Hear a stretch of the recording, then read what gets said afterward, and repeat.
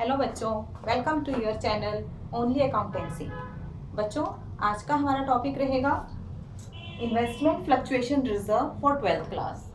बच्चों, अगर आपने मेरा चैनल अभी तक सब्सक्राइब नहीं किया है तो प्लीज़ आप जल्दी से सब्सक्राइब करो ताकि इसके अंदर जो भी वीडियोस अपलोड किए जाएंगे उनका नोटिफिकेशन आपको मिलता रहे। तो बच्चों, अगर हम देखें इन्वेस्टमेंट फ्लक्चुएशन रिजर्व, ये आपको 12th क्लास के अंदर change in profit sharing ratio के अंदर भी कवर है, एडमिशन के अंदर भी है, रिटायरमेंट और डेथ के अंदर भी कवर है।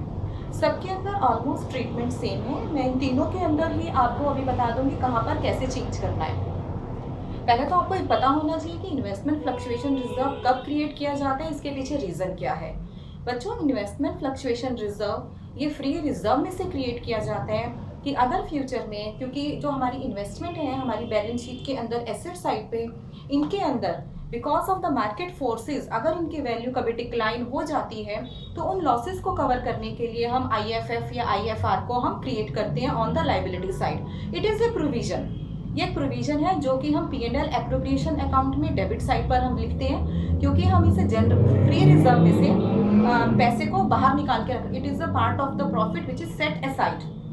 तो ये फ्री रिजर्व में से हम क्रिएट करते हैं IFF। तो बच्चों, इसके ट्रीटमेंट कैसे कैसे करना है, इसको एक हम एग्जांपल लेके चलते हैं। एक एग्जांपल हम ले लेते हैं। मान के चलो हमारी ये बैलेंस शीट है। बैलेंस शीट के अंदर हमारे को यहाँ पे इन्वेस्टमेंट गिवन है। इन्वेस्टमेंट हमें गिवन है 10,000 की। हम यहाँ पे ले लेते हैं इन्वेस्टमेंट फ्लक्चुएशन फंड या IFR 4,000 का। हमारी इसमें पहली सिचुएशन हम लेके चलते हैं कि अगर हमारी इन्वेस्टमेंट, ये तो है हमारी बुक वैल्यू और मार्केट वैल्यू दो अलग अलग अमाउंट होते हैं। बुक वैल्यू जो बुक में लिखी हुई है, मार्केट वैल्यू जो आज की डेट में या तो change in profit sharing ratio या एडमिशन या रिटायरमेंट के टाइम पर उसकी मार्केट वैल्यू कितनी है उसको हम कंपेयर करेंगे बुक वैल्यू से। पहली सिचुएशन हम लेकर चलते हैं, when there is no change in book value. Book value में कोई भी चेंज नहीं है एट द टाइम ऑफ, चाहे वो एडमिशन हो, change in profit sharing ratio हो या रिटायरमेंट हो। उस केस में हम क्या एंट्री बनाएंगे, ये जो IFF है इसका कुछ भी यूज नहीं हुआ, ये पूरा का पूरा पैसा हमारा पार्टनर्स को ओल्ड रेशो में बढ़ जाएगा। हम मान के चलते हैं हमारे पास ABC 3 पार्टनर हैं। For the sake of convenience हम ये मान के चलते हैं तीनों हमारे 1:1 की रेशो में कॉन्ट्रीब्यूट कर रहे हैं। ये हमने मान के चला 3 पार्टनर है। इसमें अभी मैंने ना तो एडमिशन की बात की है ना अभी रिटायरमेंट की बात की है, सिंपल हम इतना लेकर चल रहे हैं। तो हमारी यहाँ पर आ जाएगा when no change in the book value.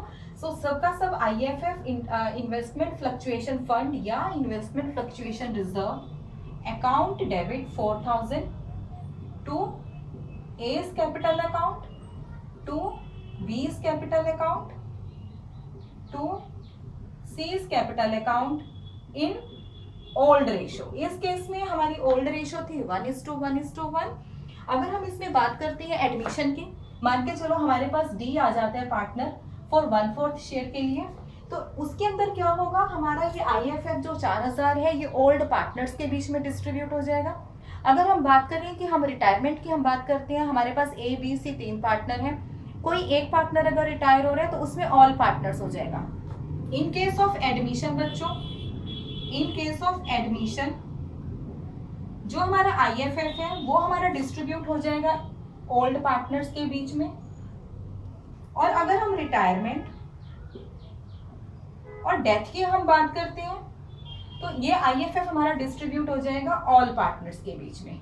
बस ये आपको ध्यान रखना है, एडमिशन के केस में ओल्ड पार्टनर्स हमें लेने हैं, नए पार्टनर को हमें कवर नहीं करना।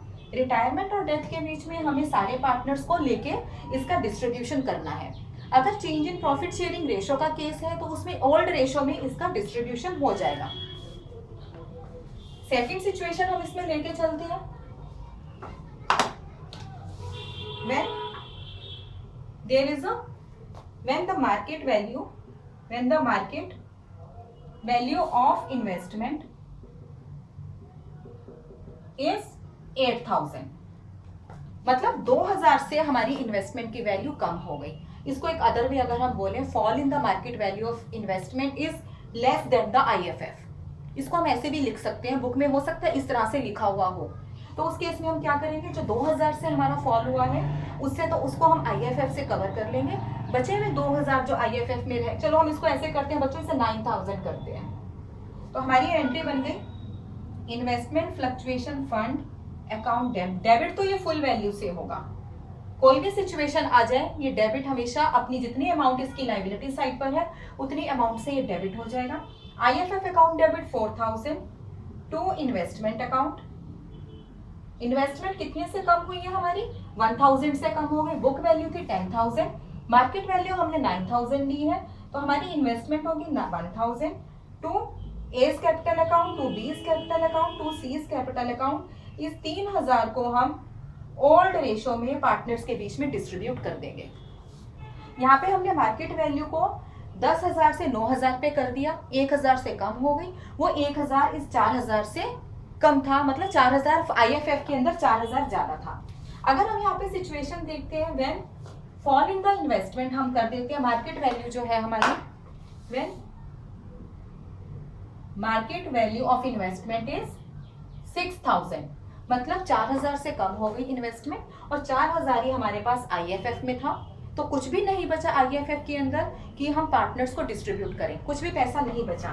तो हमारी एंट्री बन गई IFF अकाउंट डेबिट पूरा का पूरा 4,000 टू इन्वेस्टमेंट अकाउंट 4,000। पूरा पैसा डेबिट हुआ, सारा का सारा इन्वेस्टमेंट 4,000 से कम थी, तो सारा पैसा हमारा यूज हो गया। पार्टनर्स को डिस्ट्रीब्यूट करने के लिए IFF में पैसा नहीं बचा। हम अगली सिचुएशन ले लेते हैं कि अगर हमारी मार्केट वैल्यू ऑफ इन्वेस्टमेंट है हमारी 5,000, market value of investment is 5,000, fall in the investment is by 5,000 which is more than the IFF। तो हमारा यहाँ पे IFF account debit 4,000, revaluation account debit 1,000 to A's capital to B's capital. अब यहाँ पे बच्चों टू इन्वेस्टमेंट अकाउंट 5,000। तो हमारी यहाँ पे ये एंट्री बन जाएगी IFF account debit 4,000, revaluation account debit 1,000 to investment account 5,000, क्योंकि इन्वेस्टमेंट 5,000 से कम हो गई है। IFF में सिर्फ 4,000 था, उसको हमने डेबिट कर दिया। 1,000 का शॉर्टफॉल था, उसको हमने रिवैल्यूएशन अकाउंट में डाल दिया।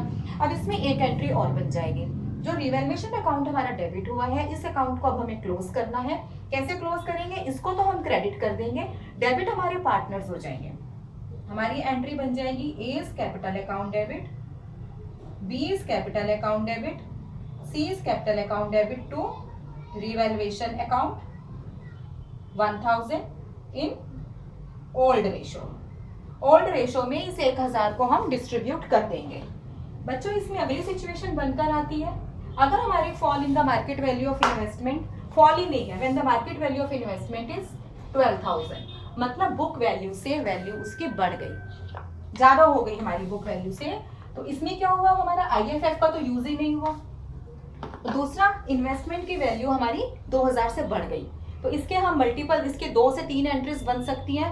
हम सारी सिचुएशन देखते हैं कि अगर हमें अलग अलग एंट्री बनानी है तो कैसे बनेगी, और कंबाइंड एंट्री बनानी है तो कैसे बनेगी। अगर हम अलग अलग एंट्री बनाते हैं तो कैसे बनेगी हमारी, investment fluctuation fund account debit 4,000 to, अब पहले हम इसको बांट देते हैं, A's capital account to B's capital account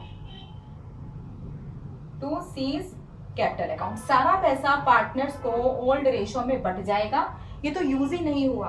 और दूसरा, हमारी इन्वेस्टमेंट की वैल्यू 2,000 से बढ़ गई, एंट्री बन गई हमारी investment account debit 2,000 to revaluation account 2,000। अब रिवैल्यूएशन अकाउंट को अब हमें इसको डेबिट करेंगे ताकि ये अकाउंट हमारा क्लोज हो जाए। हमारी एंट्री बन गई revaluation account debit to A's capital account to B's capital account to C's capital account. इस 2,000 को हम ओल्ड रेशो में ऑल पार्टनर्स को, अगर एडमिशन का केस है तो ओल्ड पार्टनर्स, रिटायरमेंट और डेथ का केस है तो ऑल पार्टनर्स के बीच में इस 2,000 को हम पार्टनर्स के बीच में डिस्ट्रीब्यूट कर देंगे।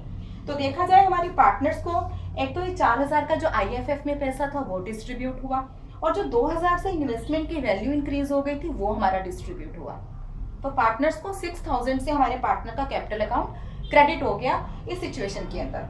तो बच्चों ये तो था IFF के ऊपर, इन्वेस्टमेंट फ्लक्चुएशन फंड के ऊपर। इसके ऊपर बोर्ड्स के अंदर अगर हम देखें तो 3 मार्कर क्वेश्चन पूछा जाता है, या ये MCQ के अंदर आप पूछा जाएगा, या मैच द फॉलोइंग्स के अंदर ये पूछा जाते हैं। उसमें कभी कभी आपको एंट्री बेस्ड भी क्वेश्चन आते हैं कि बता देंगे इसमें मिसिंग एंट्री बता दो क्या बनती है। तो बच्चों ये था IFF के ऊपर। इसमें हमारी बेसिकली 3 मेन सिचुएशंस निकलती हैं। When there is no change in value of investment, when there is a fall in the value of investment, उस फॉल के अंदर हमारी 3 सिचुएशन निकलती हैं। That fall is less than the IFF, that fall is equal to the IFF, third is the fall is more than the IFF। Next point इसमें हमारा बनता है when there is the increase in the value of investment. तो increase in value of investment के अंदर IFF का use नहीं हुआ, वो हम पार्टनर्स को एज इट इज डिस्ट्रीब्यूट कर देंगे। और जो इन्वेस्टमेंट के अंदर जो इंक्रीमेंट हुआ है उसमें जो गेन हुआ है पहले हम रिवैल्यूएशन अकाउंट में ट्रांसफर करेंगे, उसके बाद हम कैपिटल अकाउंट के अंदर उसे ट्रांसफर करेंगे। तो आई होप कि ये पॉइंट आपको बच्चों क्लियर हो गया होगा। अगर इसके ऊपर अभी भी कोई डाउट है तो प्लीज आप मुझे कमेंट बॉक्स में अपनी प्रॉब्लम लिखो, तो नेक्स्ट वीडियो में वो आपकी प्रॉब्लम मैं क्लियर कर दूंगी। थैंक यू बच्चों।